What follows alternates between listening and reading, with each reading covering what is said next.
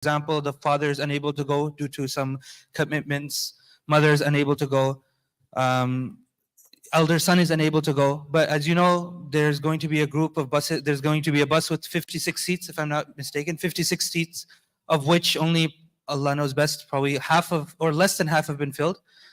At least from one household, inshallah ta'ala, I encourage the brothers to send your sons, even if they be young, partner them up with someone, right? I'm sure Brother Medawi, he has all the contacts, he has all the brothers who are going, leave them in the responsibility of another, inshallah, right? Make him like the guardian for the moment.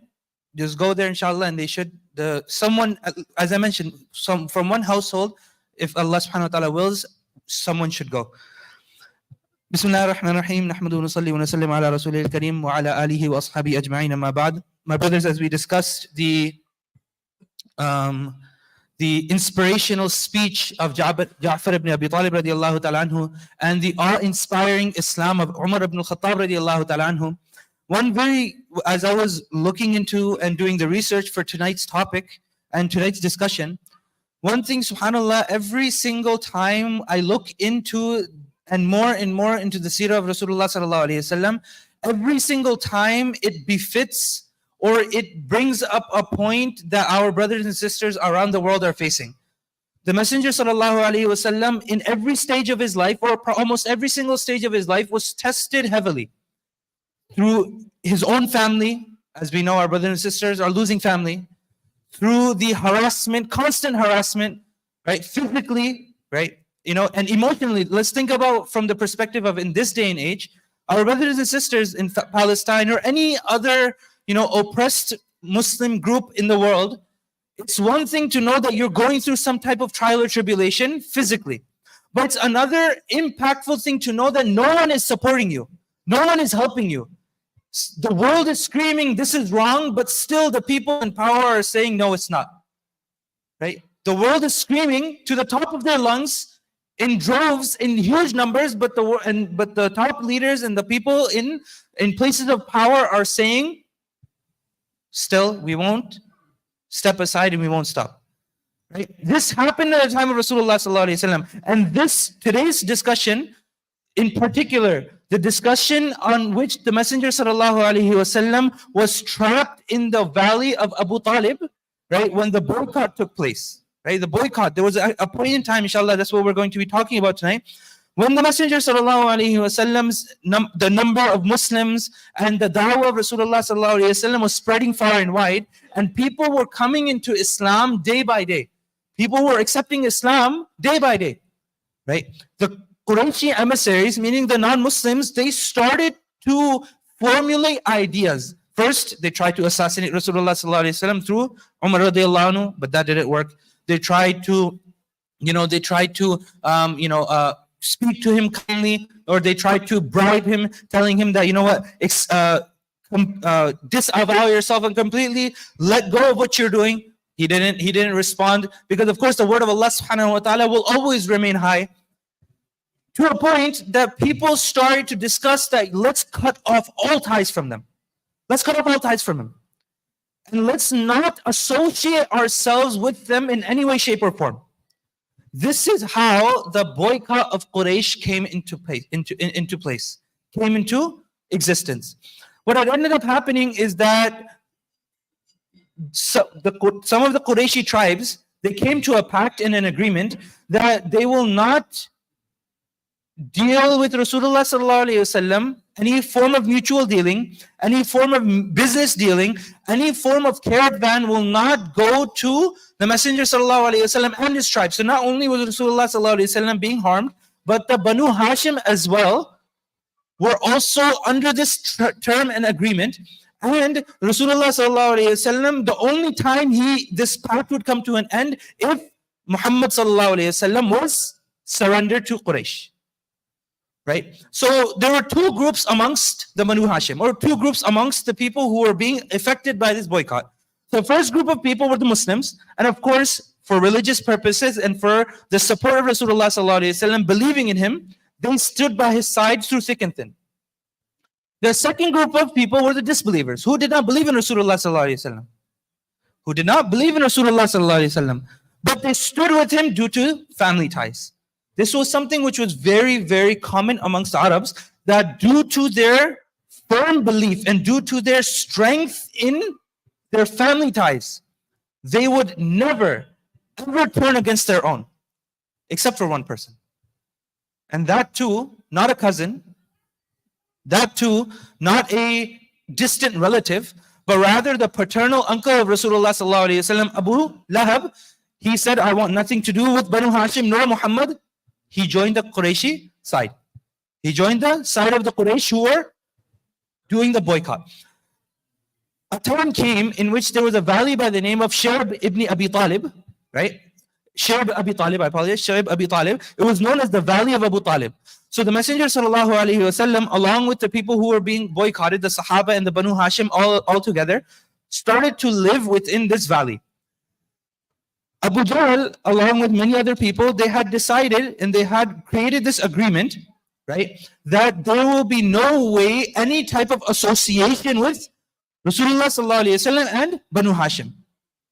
There was this agreement that was written down on paper, and it was written up by an individual from amongst the Quraysh, and this paper and this agreement was posted within the walls of the Kaaba on the inside. Allah subhanahu wa ta'ala, subhanallah, when you challenge Allah, as we know the hadith, Man adali waliyan faqad adantuhu bil harb, aw kama qala alayhi sallallahu alayhi wasallam, when you challenge and you create enmity and agnosticism against the friend of Allah, Allah subhanahu wa ta'ala said, faqad adantuhu bil harb, I will wage war against him. And if we look, it's very interesting. Within the Quran al-Kareem, there's only two places in which, within the Quran and the hadith, there's only two places within which Allah subhanahu wa ta'ala has waged war with anyone. One is the person who consumes riba, who consumes interest, right? And the other is the person who challenges and makes an enemy out of the friend of Allah subhanahu wa ta'ala. So imagine Allah subhanahu wa ta'ala, how he dealt with the person who was the writer of this agreement. In the books of Seerah, it comes that Allah subhanahu wa ta'ala made it such that this person lost all feeling in his fingers. He was unable to write after that ever again. He was unable to write after that ever again. So this treaty was to, or this pact was to state that no one will have any form of dealing, any form of relationship with Banu Hashim or Rasulullah sallallahu alaihi wasallam. When the Messenger sallallahu alaihi wasallam was going through this, right? The Sahaba radiallahu ta'ala anhum are going through this. Also the Banu Hashim, the rest who do not believe in Rasulullah sallallahu alaihi wasallam, are also going through this. The pain was so severe. The pain was so unbearable and unimaginable that you could hear the cries of children echoing through the valley. You could hear the cries of children out of starvation and hunger, facing the pangs of hunger, echoing through the valley. To a point that the people who were witnessing this, were questioning their morality and asking themselves, how is it that we're sitting in our own homes? How is it that we're sitting so comfortably in our own in our city, when there are children who we can hear that are going through this difficult time? Young children who are going through this difficult time. My brothers, doesn't this ring a bell? Doesn't this ring a bell? That the same people who are going through these difficulties, while we are sitting here in such ease. May Allah subhanahu wa ta'ala free them and make it easy for them. Ameen. So this time was a very difficult time. The Sahaba radiallahu ta'ala anhum were going through this terrible time. The non-Muslims who were siding with Rasulullah sallallahu alayhi wasallam solely on the basis of being his family members were also going through this difficult time. There was a point in time that it had reached amongst the Qurayshi emissaries, meaning the ones who were free and who were able to eat to their fill, do whatever they wanted. A point in time came in which a certain group of them started to question amongst one another, that is this really right? Is this something which is appropriate? Amongst them was Zuhair and Hisham bin Amr. Zuhair bin Umayyah and Hisham bin Amr. Hisham bin Amr approached Zuhair bin Umayyah and he said that, why do you not speak out against this? Why don't we go and start to speak out and form some form of activism against this. Zuhair replied that I am but one man, I am but one person. I don't have enough power in me, or I don't have enough backing within me to go and speak out to them. To a point that Abu Jahl himself would completely humiliate people who were sending aid to the people who were going through the boycott. There was one individual who had a relative who was the cousin of Khadija radiallahu anha, right? Who was a cousin of Khadija radiallahu ta'ala anha. He felt so terrible that his cousin is going through this difficult time that he would secretly go and give food to him, to her. Abu Jahl one day, he spotted him and he saw that this is what's happening. He's sneaking food and he's secretly providing assistance to his family. Abu Jahl saw this and he said, if I catch you again, if I see you doing this again, I will humiliate you and I will put you down in front of the entire tribe. I will put you down and humiliate you and belittle you in front of the entire tribe. Upon seeing another person whose name was Abu al-Bakhtari,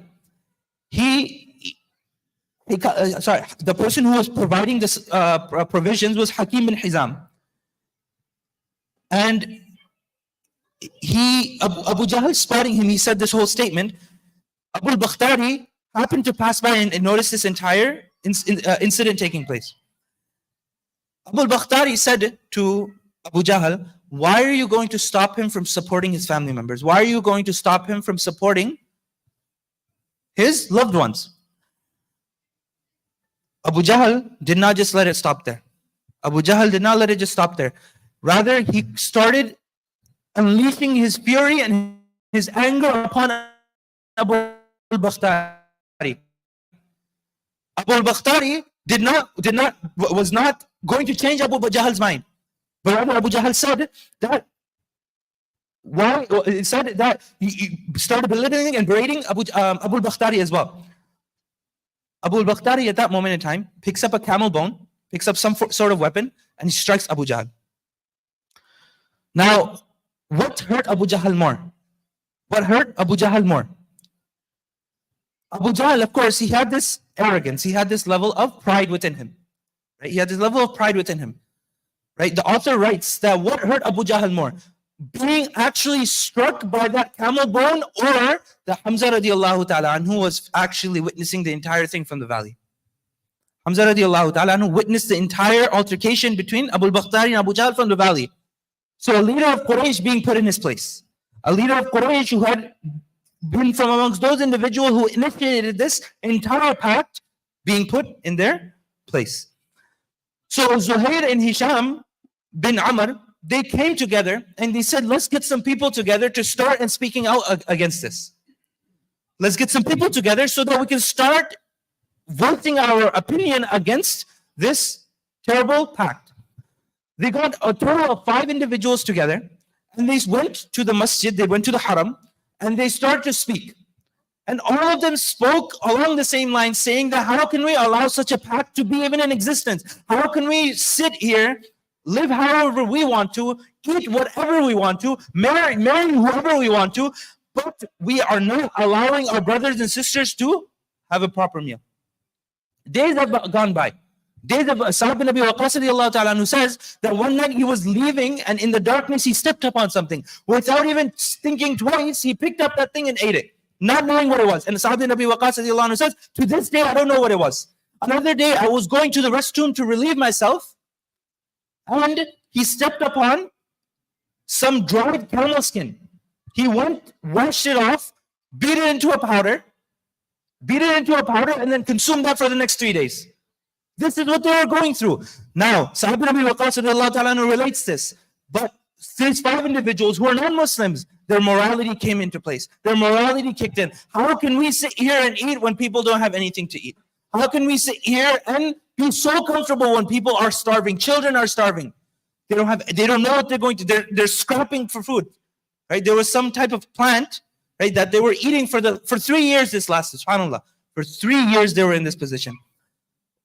when they started speaking their voices, when they started to against the tyrant, Abu Jahl the tyrant, right? When they started voicing their opinion, Abu Jahl said that this is a divine decree. Subhanallah. This is a divine decree directly from Allah, saying that this is something which you have hung in the Kaaba, so even Allah subhanahu wa ta'ala's decree won't be changed. Even Allah subhanahu wa ta'ala has decreed this for Banu Hashim.